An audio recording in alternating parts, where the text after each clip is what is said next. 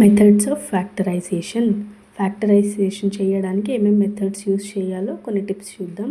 Taking out common factors ఆ టర్మ్స్లో ఏవి ఉన్నాయో వాటిలో ఉన్న కామన్ ఫ్యాక్టర్స్ని నీట్గా మనం ఐడెంటిఫై చేయగలగాలి. Second one, grouping terms.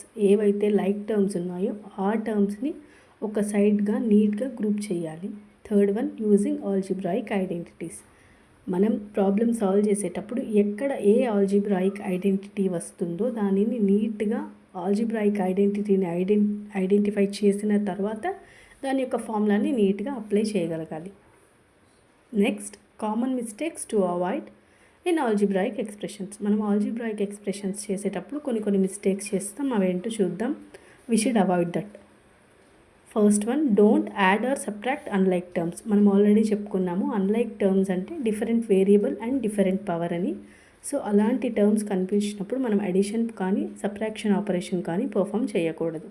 Second one, don't forget powers while multiplying. Powers, వేరియబుల్తో ఏదైనా పవర్స్ ఉన్నప్పుడు మల్టిప్లికేషన్ ఆపరేషన్ పర్ఫామ్ చేసేటప్పుడు పవర్స్తో కూడా కలిపి మనం మల్టిప్లై చేయాలి.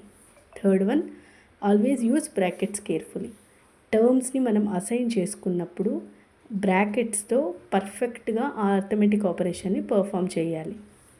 Fourth one, simplify step by step నీట్గా ఒక్కొక్క ప్రాబ్లమ్ని సాల్వ్ చేసుకుంటూ రావాలి.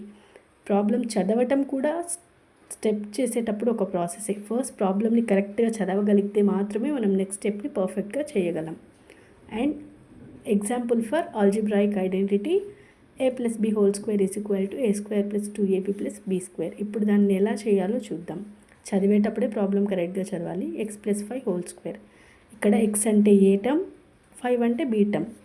సో అప్పుడు అలా సబ్స్టిట్యూట్ చేస్తే x² + 2ab + b² ఐడెంటిటీలో సబ్స్టిట్యూట్ చేస్తే విల్ గెట్ x² + 10x + 25.